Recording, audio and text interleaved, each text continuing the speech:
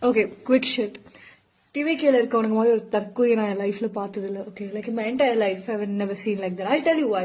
I was in a Vijay Antony concert பெங்களூர்ல நடந்தது. நான் அங்க போயிருந்தேன். இதுக்கும் டிவிகேக்கும் என்னடா சம்பந்தம், என்னடா உங்களுக்கு பிரச்சனை? And I was there at the concert. Okay, சம்பந்தமே இல்லாம நடுவுல டிவிகே கத்திட்டு இருந்தாங்க. திருப்பி போறப்ப டிவிகே கத்திட்டு இருந்தாங்க.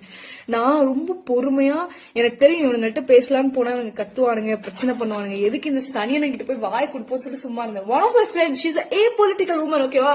that woman is not even, அவளை நீங்க ஜெனரலா ட்ரிகர் பண்ண முடியாது. she is not even political. she just went பொத்திட்டு கத்த ஆரம்பிச்சிட்டா because she was so annoyed.